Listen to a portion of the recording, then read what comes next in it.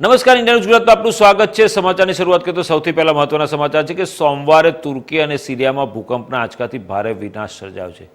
મળતી વિગતો મુજબ રિક્ટર સ્કેલ પર ભૂકંપની તીવ્રતા 7.8 હતી। દક્ષિણ પૂર્વ તુર્કી અને સિરિયામાં કુલ 1300થી વધુ લોકોના મોત થયા છે। જોકે મૃત્યુઆંક હજુ પણ વધે તેવી આશંકા સેવાઈ રહી છે। ભૂકંપનું કેન્દ્ર તુર્કીના ગાઝિયાન્ટેપ કે જે તે સિરિયા બોર્ડરથી 90 કિલોમીટર દૂર સ્થિત છે ત્યાં નોંધાયું છે। આવી સ્થિતિમાં સિરિયાના ઘણા શહેરોમાં પણ ભૂકંપના આંચકા અનુભવાયા હતા। કહેવામાં આવી રહ્યું છે કે સરહદની બંને બાજુ ભારે વિનાશ સર્જાયો છે। સ્થાનિક સમય અનુસાર તુર્કીમાં ભૂકંપ સવારે 4:17 આવ્યો હતો। તેની ઊંડાઈ જમીનની અંદર 17.9 કિલોમીટર હતી। ભૂકંપના જોરદાર આંચકામાં ઘણી ઇમારતો ધરાશયી થઈ ગઈ હતી। ન્યૂઝ એજન્સીના અહેવાલ અનુસાર અત્યાર સુધીમાં 1300 લોકોના મોત સામે આવ્યા છે। તુર્કીના ઓસ્માનિયામાં 34 ઇમારતો ધરાશયી થઈ હોવાના સમાચારો સાંભળ્યા। તુર્કીના રાષ્ટ્રપતિ રજબ તૈયબ એર્દોગને ટ્વીટ કરીને જણાવ્યું હતું કે ભૂકંપ પ્રભાવિત વિસ્તારોમાં બચાવ કામગીરી પૂરજોશમાં ચાલે છે। ભૂકંપ દરમિયાન ભૂકંપ બાદ ઓછામાં ઓછા 6 આફ્ટર શોક્સ આવ્યા હતા। એર્દોગને લોકોને નુકસાન પામેલી ઇમારતોમાં ન પ્રવેશવાની અપીલ કરી હતી। કહેવામાં આવી રહ્યું છે કે સિરિયાના લેબનોનમાં પણ ભૂકંપના આંચકા અનુભવાયા હતા। સિરિયાના અલેપ્પો અને હમ્મા શહેરમાંથી નુકસાનના અહેવાલો છે। સિવિલ ડિફેન્સ અનુસાર સિરિયામાં તુર્કીની સરહદે આવેલા વિસ્તારોમાં ઘણી ઇમારતો ધરાશયી થઈ છે। દમાસ્કસમાં પણ ભૂકંપના આંચકા બાદ લોકો રસ્તા પર ઉતરી આવ્યા હતા। લેબનોનમાં લગભગ 40 સેકન્ડ સુધી ભૂકંપના આંચકા અનુભવાયા હતા। આ દરમિયાન વડાપ્રધાન નરેન્દ્ર મોદીએ તુર્કીમાં ભૂકંપના કારણે થયેલી તબાહીનો પણ ઉલ્લેખ કર્યો હતો અને મદદની ખાતરી આપી હતી। તેમણે કહ્યું હતું કે હાલમાં આપણે બધાની નજર તુર્કીમાં આવેલા ભૂકંપ પર છે। ઘણા લોકોના મોત અને નોંધપાત્ર નુકસાનના અહેવાલ છે। તુર્કીની આસપાસના દેશોમાં પણ નુકસાન થવાની આશંકા છે। ભારત ભૂકંપ પીડિતોને શક્ય તમામ મદદ કરવા તૈયાર છે। તુર્કીમાં 7.8ની તીવ્રતાના ભૂકંપના કારણે ભારે તબાહી સર્જાઈ છે।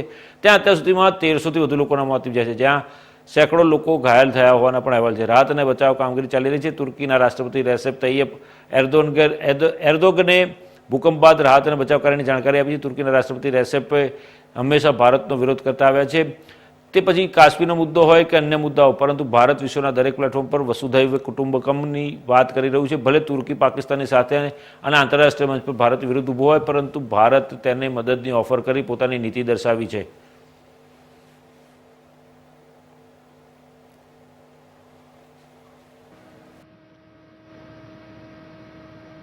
तुर्की में आए विनाशकारी भूकंप पर हम सभी की दृष्टि लगी हुई है। बहुत से लोगों की दुखद मृत्यु और बहुत नुकसान की खबरें हैं। तुर्की के आसपास के देशों में भी नुकसान की आशंका है। भारत के 140 करोड़ लोगों की संवेदनाएं सभी भूकंप पीड़ितों के साथ है। भारत भूकंप पीड़ितों की हर संभव मदद के लिए तत्पर है। साथियों, વડાપ્રધાન નરેન્દ્ર મોદીએ સોમવારે બેંગાલુરુમાં ઇન્ડિયા એનર્જી વીક 2023 ઇવેન્ટની શરૂઆત કરી। આ દરમિયાન તેમણે ઇન્ડિયન ઓઇલ દ્વારા વિકસિત સોલાર કુકિંગ સિસ્ટમના ટ્વિન કુકટોપ મોડલનું પણ અનાવરણ કર્યું હતું। તેમણે કાર્યક્રમમાં કહ્યું હતું કે ગ્રીન એનર્જી અંગે ભારતની પ્રતિબદ્ધતા અને પ્રયાસોને સમગ્ર વિશ્વ નિહાળી રહ્યું છે। તેમણે કહ્યું કે બેંગલુરુ ટેકનોલોજી, પ્રતિભા અને નવીનતાની ઉર્જાથી ભરેલું શહેર છે। મારી જેમ તમે પણ અહીં યુવા શક્તિનો અનુભવ કરશો। ભારતના G20 પ્રેસિડેન્સી કેલેન્ડરની આ પ્રથમ મોટી ઉર્જા ઇવેન્ટ છે। વડાપ્રધાને કહ્યું કે 21મી સદીના વિશ્વનું ભવિષ્ય નક્કી કરવામાં ઉર્જા ક્ષેત્રની મોટી ભૂમિકા છે।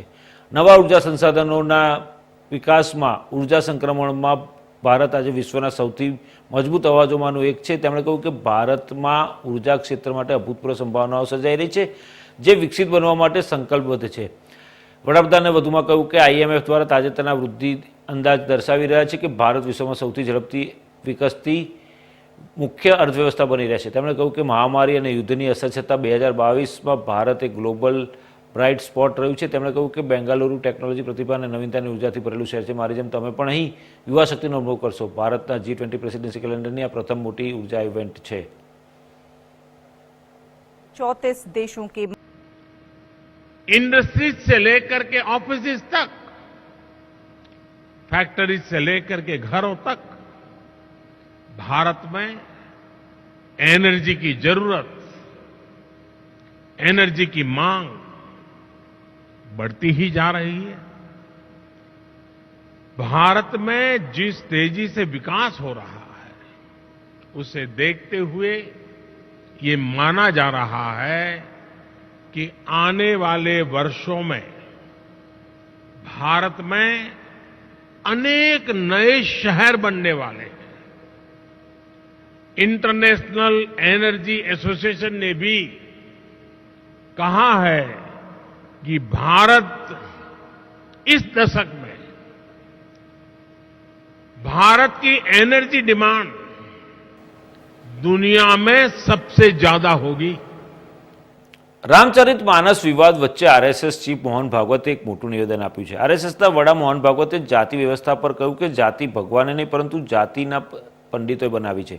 તેમણે કહ્યું કે ભગવાને હંમેશા કહ્યું છે કે મારા માટે બધા સમાન છે, કોઈ જાતિ કે વર્ણ નથી, પરંતુ પંડિતોએ એક શ્રેણી બનાવી દીધી છે જે ખોટી હતી. આરએસએસ વડાએ કહ્યું કે દેશમાં અંતરાત્મા ચેતના બધામાં એક છે, તેમાં કોઈ તફાવત નથી, માત્ર અભિપ્રાયો અલગ છે. આરએસએસના વડાએ મુંબઈમાં સંત રવિદાસની જન્મજયંતિ પર આયોજિત એક કાર્યક્રમ દરમિયાન આ નિવેદન આપ્યું હતું. સંઘના વડા મોહન ભાગવતે કહ્યું કે આપણા સમાજના વિભાજનનો અન્ય લોકોએ લાભ લીધો છે, તેનો લાભ લઈને આપણા દેશમાં હુમલા થયા અને બહારના લોકોએ તેનો વધુ લાભ લીધો છે. દેશમાં હિન્દુ સમાજ બરબાદ થવાનો ખતરો છે કે કેમ તેવો સવાલ ઉઠવા આવ્યો છે. કોઈ બ્રાહ્મણ તમને આ કહી શકે નહીં. આપણે સમજવું પડશે, આપણી આજીવિકાનો અર્થ સમાજ પ્રત્યેની જવાબદારી પણ છે. જ્યારે દરેક કામ સમાજ માટે હોય છે તો પછી કેટલાક ઊંચા, કેટલાક નીચા કે કેટલાક અલગ કેવી રીતે થાય? આરએસએસના વડા મોહન ભાગવતે કહ્યું કે મને સંત રવિદાસની જન્મજયંતિ પર કંઈક બોલવાનો મોકો મળ્યો છે, તે મારું નસીબ છે. સંત રવિદાસે કહ્યું કે તમારું કામ કરો, તમારું કામ ધર્મ પ્રમાણે કરો, સમગ્ર સમાજને જોડો. સમાજની પ્રગતિ માટે કામ કરવાનો આ જ ધર્મ છે. માત્ર પોતાના વિશે વિચારવું અને પેટ ભરવું એ ધર્મ નથી, અને આ જ કારણ છે કે સમાજના મોટા લોકો સંત રવિદાસના ભક્ત બન્યા.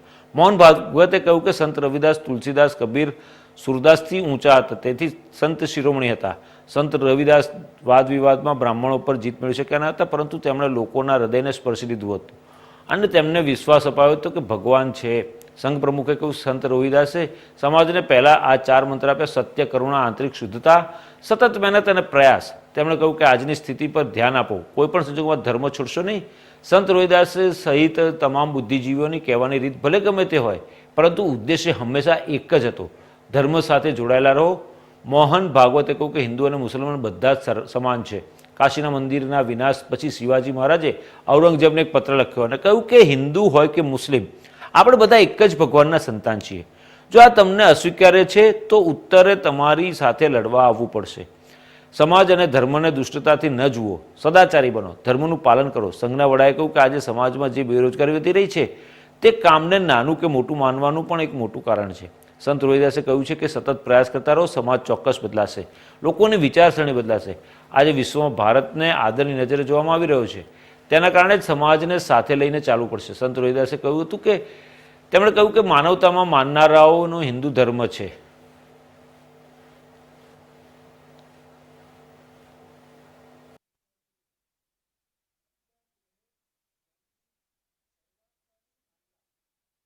समाज हा खरोखर धर्माने वागून मोठा व्हावा आणि त्यांनी जगाचं कल्याण करावं. आज आपली परिस्थिती सगळ्या जगात अशी आहे की असं काही करू शकतो हे स्वप्न आपण सगळं पाहू शकतो. नाही ते 40 वर्षापूर्वी असं कोणी म्हटलं असतं तर आपण त्याला हसून उडवून राहिलं असतं. अशी आपल्या देशाची स्थिती होती. पण जगामध्ये प्रतिष्ठा, बल, पुढच्या भविष्यामध्ये काही संभावना, या सर्व दृष्टीने आपला देश तसा होतो आहे. परंतु हे काम होण्याकरता जो रोड मॅप पाहिजे, असा आजकाल रोड मॅप हा शब्द वापरतात, तो रोड मॅप मुळापासून तर शिखरापर्यंत सगळा सर्वांगीण विचार करून आपल्या पुढे ज्यांनी सर्वांगाने मांडला ते संत रविदास महाराज, संत रहिदास महाराज, संत रोहिदास महाराज. ते संत शिरोमणी आहेत. आणि आपण म्हणतो असं नाही नुसतं, तर समकालीन संतांनी जे वर्णन करून ठेवलं અમેરિકાના પૂર્વ ફર્સ્ટ લેડી હિલેરી ક્લિન્ટન ગુજરાતની મુલાકાતે છે, ત્યારે હિલેરી ક્લિન્ટને સેવાના સ્થાપક સ્વર્ગસ્થ શીલા ભટ્ટને શ્રદ્ધાંજલિ અર્પણ કરી કે જેમણે 1995માં અમદાવાદમાં તેમની પ્રથમ મુલાકાત દરમિયાન હિલેરી ક્લિન્ટનને પ્રેરણા આપી હતી. યુએનએમ ફાઉન્ડેશન અને એએમસીએ સાથે મળીને ઈલાબેનના માનમાં એક સ્મારક બનાવ્યું છે. ટોરેન્ટ પાવરના ડિરેક્ટર વરુણ મહેતા અને હિલેરી ક્લિન્ટને ઐતિહાસિક લોકમાન્ય તિલક ગાર્ડન ખાતે તેમના સ્મારક પર પુષ્પાંજલિ અર્પણ કરી હતી. 12 એપ્રિલ 1972ના રોજ ઐતિહાસિક ઉદ્યાનમાં કેટલીક મહિલાઓ ઈલાબેનને મળી હતી અને તેમણે એ સાથે મળીને સેલ્ફ એમ્પ્લોયડ વિમેન એસોસિએશન એટલે કે સેવાની રચના કરી હતી. સેવાની રચનાની 50મી વર્ષગાંઠની ઉજવણી કરવા માટે ઈલાબેને 12મી એપ્રિલ 2022ના તિલક ગાર્ડનની મુલાકાત લીધી હતી અને આગામી 50 વર્ષ માટે વડના વૃક્ષનું આયોજન પણ કર્યું હતું. હિલેરી ક્લિન્ટનને તિલક ગાર્ડનની મુલાકાત દરમિયાન ઈલાબેનના આ સ્મારક પર શ્રદ્ધાંજલિ અર્પણ કરી હતી. આ ગાર્ડનને ટોરન્ટ ગ્રુપના યુએનએમ ફાઉન્ડેશન દ્વારા રીડેવલપ કરવામાં આવ્યો હતો અને તેની જાળવણી કરવામાં આવી રહી છે. એક સદીથી વધુ જૂનો ઇતિહાસ ધરાવતો આ ગાર્ડન હેરિટેજ સિટીના આર્કિટેક્ચરલ અને લોક સાંસ્કૃતિક લેન્ડસ્કેપમાં ઉમેરો કરે છે.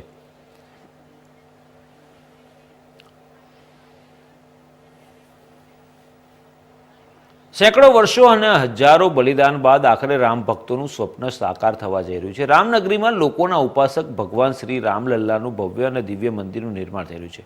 બરાબર 11 મહિના પછી રામલલ્લા તેમના ગર્ભગૃહમાં બિરાજશે, પરંતુ કયા સ્વરૂપમાં તે વિશે કોઈને કંઈ ખબર નથી. જોકે છેલ્લા કેટલાક દિવસોથી નેપાળથી આવેલા 2 મહાકાય શિલાને લઈને દેશમાં ઘણી ચર્ચા ચાલી રહી છે. દેશભરમાંથી શ્રદ્ધાળુઓ અયોધ્યા પહોંચીને આ શિલાની પૂજા કરી રહ્યા છે, પણ જે રામ ભક્તો શાલિગ્રામ શિલા તરીકે પૂજે છે તે વાસ્તવમાં શાલિગ્રામની પણ દેવશિલા છે. વાસ્તવમાં આ દાવો અમારા દ્વારા નહીં, પરંતુ શિલા પર સંશોધન કરેલા વૈજ્ઞાનિકોએ કર્યો છે. નેપાળની કાળી ગડકી નદીમાંથી 2 વિશાળ શાલિગ્રામ શિલા અયોધ્યા લાવવામાં આવી છે, જેને અયોધ્યાના રામસેવકપુરમમાં રાખવામાં આવી છે, જેમાં એક શિલા 26 ટન અને બીજી 14 ટનની છે. આ વખતે ઋષિ સંતો, મહંતો અને રામ ભક્તોમાં ચર્ચા જોરદાર છે કે ભગવાન રામ સહિત 4 ભાઈઓની મૂર્તિ આ શિલામાંથી બનાવવામાં આવશે. આ જ કારણ છે કે મૂર્તિ બનાવતા પહેલાં જ શિલાની પૂજા શરૂ થઈ ચૂકી છે, પરંતુ આ ખડક પર સંશોધન કરેલા વૈજ્ઞાનિકોએ મૂર્તિ બનાવવાના દાવા પર પૂર્ણવિરામ મૂકી દીધું છે.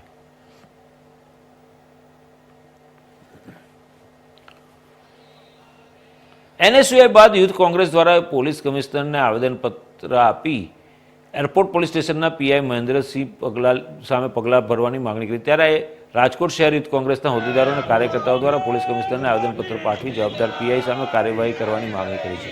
તાજેતરમાં એનએસયુઆઈ દ્વારા પેપર લીક કૌભાંડ મામલે ઇન્દિરા સર્કલ ખાતે વિરોધ પ્રદર્શન કરવામાં આવ્યું. ત્યારબાદ હોદ્દેદારો અને કાર્યકર્તાઓની અટકાયત કરી તેમને એરપોર્ટ પોલીસ સ્ટેશન લઈ જવામાં આવ્યા હતા, જ્યાં એનએસયુઆઈના પ્રદેશ પ્રમુખ નરેન્દ્ર સોલંકી તેમની જ્ઞાતિ પ્રત્યે અડધો કરવાનો આક્ષેપ અને એનએસયુઆઈ તેમજ યુથ કોંગ્રેસ દ્વારા લગાવવામાં આવી રહ્યો છે.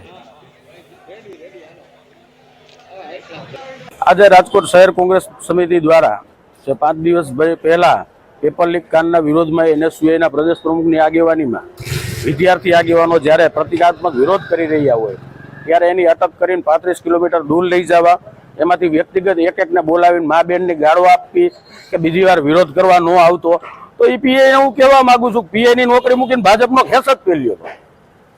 ભાજપને અમે વિનંતી કરી કે આ પીઆઈને તરત જ ભાજપનો ખેસ પહેરાવી દે. એટલે લોકશાહીની અંદર એ પણ એક સરકારી નોકર છે, એના કાયદાનું પાલન કેમ કરાવવું એ જોવાની હોય પરિસ્થિતિ. એને કાયદો હાથમાં લેવાની સત્તા નથી, અને એ જો એવા ઘમંડમાં રાખતા હોય કે હું રાષ્ટ્રપતિ છું તો એ કાંઈ છે નહીં. અમે આવનારા દિવસોમાં આ મુદ્દાની અંદર ગુજરાતના તમામ ખૂણેથી કોર્ટમાં જશું અને ચોક્કસ ન્યાય મેળવીને જંપીશું. અને આજરોજ પોલીસ કમિશનરને અમે વિનંતી કરી છીએ કે આની ઉપર તાત્કાલિક પગલાં લેવામાં આવે. હાંસાપુર તળાવ પાસેના જાડી ઝાંખરામાંથી 12 દિવસનું બાળક મળી આવ્યું. શહેરાના હાંસાપુર તળાવ પાસે 12 દિવસનું બાળક મળી આવ્યું છે. જાગૃત નાગરિક દ્વારા 108ને કોલ કરતા બાળકને સરકારી હોસ્પિટલ ખાતે લાવવામાં આવ્યું.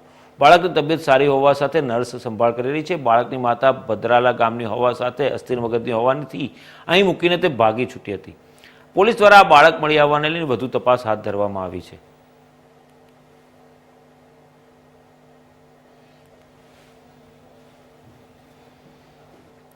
તાપીના વ્યારા ખાતે છેલ્લા 22 વર્ષથી વધુ સમયથી જૈન સંઘ દ્વારા સંચાલિત વાત્સલ્ય ભોજન પરિવાર તરફથી વ્યારા ખાતે ગરીબ અને જરૂરિયાતમંદ લોકોને ભોજન કરાવીને સેવા પ્રવૃત્તિ કરી સેવાની અવિરત જ્યોત પ્રગટાવવામાં આવી રહી છે. વ્યારા જૈન સંઘ દ્વારા સંચાલિત વાત્સલ્ય ભોજન પરિવાર અંતર્ગત છેલ્લા 22 વર્ષથી વ્યારા નગરના તળાવ રોડ નિસહાય અને જરૂરિયાતમંદ લોકો માટે સપ્તાહમાં એકવાર ખીચડી ઘરની સેવા અને વ્યારા ખાતે આવેલ જિલ્લાની રેફરલ હોસ્પિટલ જ્યાં 120 કિલોમીટર દૂરથી નિઝર કુંકરમુંડા સહિતના ગામોથી આરોગ્યલક્ષી સારવાર માટે આવતા દર્દીઓ અને તેમના સગા સંબંધીઓ માટે વિનામૂલ્યે ભોજનની સેવા આપી રહી છે.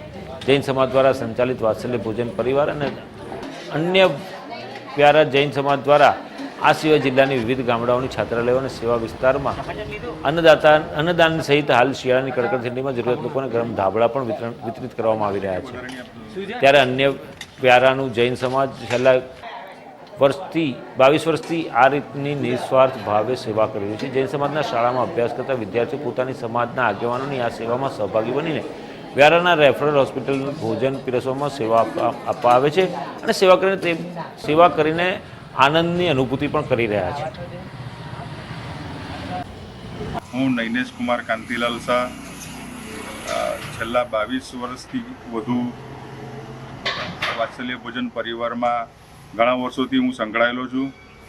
આ અમારી સંસ્થા ભૂખ્યાને ભોજન અહીંયા લગભગ સેવાકીય કાર્ય કરતા રહી છે. રેફરલ હોસ્પિટલ તથા અહીંની આશ્રમ શાળાઓમાં પણ અમે જરૂરિયાતમંદોને ભોજન તથા ધાબળા તથા નોટબુક અને તહેવારોને અનુરૂપ પણ અમે ભોજન આપતા રહીએ છીએ. જેમ કે ઉત્તરાયણ હોય તો લાડુ, કેરીની સિઝનમાં રસ, બધું જ સાત્વિક ખોરાક જૈન સિદ્ધાંત પ્રમાણે આપીએ છીએ. કેટલા વર્ષથી આ રીતની સેવા કરવામાં આવે છે? 22 વર્ષથી વધુ વખત સુધીની સેવા અમારી આ ચાલુ છે. મારું નામ મુકેશ મહેન્દ્રભાઈ શાહ છે. અમે પાઠશાળાના વિદ્યાર્થી છે. સાથે સાથે અમે રવિવારે એક્ટિવિટીમાં જોઈન્ટ થઈએ છીએ. ખીચડી ઘરના અંદર અમે ભૂખ્યાઓને ભોજન જમાડીએ છીએ અને દાતાશ્રીઓ ખૂબ ઉદારતાપૂર્વક આવી રીતે 22 વર્ષથી ભોજન આપે છે અને અમે લોકો ગરીબોને જમાડીએ છીએ. અને અમારા જે ખીચડી ઘર છે એના અંદર કોઈ ખુરશી નથી, જેથી અમારા કોઈ ઉચ્ચ પદી અધિકારી નથી જેથી હક જમાવે. અમે બધા સમાન રીતે સહભાગી થઈને હાથથી હાથ મળાવીને કામ કરીએ છીએ અને 22 વર્ષથી ચાલતી આ સંસ્થા છે અને ગરીબોને જમાડીને અમને ખૂબ આનંદ થાય છે. રાષ્ટ્રીય મુક્ત વિદ્યાલય શિક્ષા સંસ્થા ગાંધીનગર દ્વારા ગીર સોમનાથ જિલ્લાના વિદ્યાર્થીઓ કોઈ અગમ્ય કારણોસર નિયમિત શાળાએ ન જઈ શકતા વિદ્યાર્થીઓ, બાલિકાઓ તેમજ કામદાર વર્ગના વિદ્યાર્થીઓનો અધવચ્ચે અભ્યાસ છૂટી ગયો હોય તેવા વિદ્યાર્થીઓને યોગ્ય માર્ગદર્શન પૂરું પાડવા હેતુસર સેમિનાર યોજાયો હતો. આ કાર્યક્રમમાં ધોરણ 10 તેમજ ધોરણ 12માં નિયમિત શાળામાં ન જઈ શકનાર વિદ્યાર્થીઓ, બાલિકાઓ, મહિલાઓ, દિવ્યાંગજનો, કામદાર વર્ગના લોકો ઉપરાંત શારીરિક અને માનસિક રીતે દિવ્યાંગ વ્યક્તિઓ હાજર રહ્યા હતા. આ તકે NIOSના રિજિયનલ ડાયરેક્ટર ડૉક્ટર સૌમ્યા રાજને કહ્યું હતું કે વિદ્યાર્થીઓ તેમની અંદર રહેલી સુસુપ્ત શક્તિઓને ફરી જાગૃત કરે અને ફરી એકવાર સોનેરી તક ઝડપવાની કોશિશ કરે. આપણે તમામે ડ્રોપઆઉટ રેશિયો ઘટાડવાનો છે અને વડાપ્રધાન નરેન્દ્ર મોદીના સૌના સાથ સૌના વિકાસના સૂત્રને સાર્થક કરવા માટે અભ્યાસના માધ્યમથી જ આપણે દરેકે આગળ વધવાનું છે એવું જણાવી NIOS એડમિશન અને સંસ્થાની કામગીરી વિશે માહિતી આપી હતી. આ કાર્યક્રમમાં NIOSના EDP સુપરવાઇઝર માનક સોબરા, સોમનાથ સંસ્કૃત યુનિવર્સિટીના vice chancellor Lalit Patel, NCC CEO અર્પણ સખ્યા, આદિત્ય બિરલા પબ્લિક સ્કૂલના આચાર્ય અને દાલમિયા પબ્લિક સ્કૂલના આચાર્ય તેમજ ગીર સોમનાથના NIOS એડમિશન સેન્ટરના તમામ સ્ટાફ તથા વિદ્યાર્થીઓની પણ હાજરી હતી અને NIOSના આ મહત્વપૂર્ણ સેમિનારમાં ફરી અભ્યાસની તક માટે ઈચ્છુક મહિલાઓ, દિવ્યાંગો તેમજ કામદાર વર્ગના લોકોએ मार्गदर्शन मेळव्युं हतुं. मेरा नाम डॉक्टर सौम्या राजन है और मैं NIOS गुजरात दादरा नगर हवेली एवं दमन एंड दीव की क्षेत्रीय संचालक हूँ. और इसके माध्यम से क्योंकि हम लोग यहाँ पर एक शिक्षा के क्षेत्र में जुड़े हुए हैं और शिक्षा एक बहुत बड़ी चीज़ होती है, एक पुण्य काम होता है अगर हम किसी को शिक्षित कर पाएँ. तो जितना भी हम लोग यहाँ पर कार्य कर रहे हैं तो हमें सबसे ज़्यादा जो गांव के बच्चे हैं, सबसे ज़्यादा जो जहाँ पर शिक्षा नहीं पहुँच पाई है वो हम एरिया देख रहे हैं, कहाँ पर शिक्षा नहीं पहुँच रही और वहाँ पर हम जाके कार्य कर रहे हैं और उन बच्चों को शिक्षित करने का एक जो माध्यम है वो NIOS हो सकता है. इसलिए हम उनको उसमें निकाल रहे हैं कि आप NIOS से जुड़ें और NIOS के माध्यम से शिक्षा प्राप्त करें क्योंकि ये open and distance learning board है और इसमें घर बैठे आप शिक्षा प्राप्त कर सकते हैं. यहाँ पर 4 सेंटर्स हैं जो NIOS के बने हैं, अभी रिसेंटली ही बने हैं 1 साल के दौरान में. और यहाँ पर जितने भी समाज है और उसमें जहाँ पर भी मैंने विज़िट किया और देखा तो जो मछुआरे समाज हैं वो बहुत ही ज़्यादा अशिक्षित हैं, उनकी जो बुनियादी हालत है वो भी बहुत ही ख़राब है. और अगर सच में आप समुद्र के किनारे जाके देखें तो कैसे वो बोट्स के पास हैं, कितना मेहनत से काम कर रहे हैं, लेकिन उनके बच्चे उतने ही ज़्यादा शिक्षित नहीं हैं। कुछ लोग, ज़्यादातर बहनें जो उसमें कार्य कर रही हैं वो 8वीं पास हैं और उसके बाद कुछ भी उनका हुआ नहीं है। तो हम उनको यही बता रहे हैं कि आप NIOS के साथ आइए और ये 4 सेंटर्स जो हमारे हैं उनके थ्रू आप अपने 10th और 12th कंप्लीट करिए। વેરાવળ શહેરમાં આવાસ યોજનામાં રહેતા પરિવારે વ્યાજખોરોના ત્રાસ બાબતે ગાંધીનગરમાં ગૃહ રાજ્યમંત્રીને રૂબરૂ આપવીતી વર્ણવી હતી. ત્યારબાદ મહિલાએ ઝેરી દવા પીને આત્મહત્યાનો પ્રયાસ કર્યો હતો. પોલીસના યોગ્ય સહકાર ન આપ્યાનું પરિવારનું કહેવું છે. પોલીસ કહે છે કે આ બનાવના 3 આરોપીઓને ઝડપી લેવામાં આવે છે. રાજ્યભરમાં વ્યાજખોરો સામે પોલીસ કાર્યવાહીએ વેગ પકડ્યો છે. ત્યારે ગીર સોમનાથ જિલ્લાના વેરાવળમાં આવાસ યોજનામાં રહેતા શીતલબેન નામની મહિલાએ 3 વ્યાજખોરોના ત્રાસથી ઝેરી દવા ગટગટાવી લેતા બનાવે ચર્ચા જગાવી છે. ફરિયાદી દંપતીનું કહેવું છે કે સ્થાનિક પોલીસે અમારું ન સાંભળ્યું, જેથી અમે ગાંધીનગરમાં ગૃહ રાજ્યમંત્રી હર્ષ સંઘવીને રૂબરૂ મળી અને ગીર સોમનાથ પોલીસ વડાને આ બનાવે યોગ્ય કરવા સૂચન આપ્યું હતું. ત્યારબાદ પણ યોગ્ય કાર્યવાહી ન થતાં મહિલાએ ઝેરી દવા પીધાનું જણાવ્યું હતું. આ બનાવે શહેરભરમાં ચકચાર મચાવી છે. તો પોલીસ જણાવે છે કે થોડા સમય પૂર્વે જ ઝેર પી લેનાર મહિલા શીતલબેનના પતિ મનોજભાઈ દ્વારા એક અન્ય ફરિયાદ રાજુ નામની વ્યક્તિ પર પણ વ્યાજખોરી બાબતે ગુનો દાખલ કરવામાં આવેલો, જે આરોપીને ઝડપીને કાર્યવાહી હાથ ધરવામાં આવી છે. શીતલ મનોજભાઈ મારું નામ છે. હું વ્યાજખોરોના ત્રાસથી દવા પીધેલ છે. મારા ઘરે મારી છોકરી 5 વર્ષની હતી ને વ્યાજખોરે ઘરે બેરામણ કરીને છે 3800 રૂપિયા માંગતો હતો અને ઘરે આવ્યો તો મારી છોકરી હતી ઘરે. અમે પોલીસ ચોકી ટાવર ચોકે હતા. મારી છોકરીને કે લાવ મારા પૈસા, મારી આટલી 5 વર્ષની બાળકી ક્યાંથી પૈસા આપે એ મને ખબર પડી એટલે હું દવા પી ગઈ. અને બીજી વસ્તુ કે 28 તારીખે અમે શૈલેષ સોલંકીની અને અસીમ સોલંકીની ફરિયાદ આપેલી છે. 4.5 તોલા દાગીનું રાખેલું છે, એના તમામ પૈસા મેં વ્યાજ સહિત ભરી દીધા. 2 દી મોડું થાય તો 10,000 પહેલાંથી સાથે ભરતા 9,000 ને 100 રૂપિયા એનું વ્યાજ હતું. તમામ ભર દેતા એ છતાં અમને હેરાન કરે. પોલીસવાળા રોજના બોલાવે, 2-3 કલાક બેસાડને પાછા ઘરે મોકલે. એના ત્રાસથી મેં દવા પીવાનું આગળ પગલું ભર્યું. મારું નામ મનોજ ભીખાભાઈ કન્ના, આવાસ યોજનામાં રહું છું અને મારા પરિવાર સાથે હું અહીં રહું છું, બરાબર છે. આજથી 8 મહિના પહેલાં શૈલેષ સોલંકી તથા તેમના ભાઈ અશ્વિન સોલંકીના હસ્તે બે ભાઈ પાસે મારા શાળાની ઘરવાળીના દાગીના ગીરવે રાખેલા હતા. 1,82,000 4 તોલા કુલ રાખેલું છે અને 5% વ્યાજ લેતો હોય 9,100 રૂપિયા મહિને થાય, બરોબર છે. વ્યાજ ભરવામાં 1 દિવસ પણ મોડું થાય તો પેનલ્ટી સાથે 10,000 રૂપિયા અમે ભરપાઈ કરતા હતા. જે તમામ દાગીનાની રકમ ચૂકતે થઈ ગયા હોવા છતાં અમે દાગીના પરત માંગ્યા, તેથી અમને ઇનકાર કરી દીધો કે તે જે પૈસા ભર્યા તો ખાલી વ્યાજ જ છે, મુદ્દલ હજી તારે.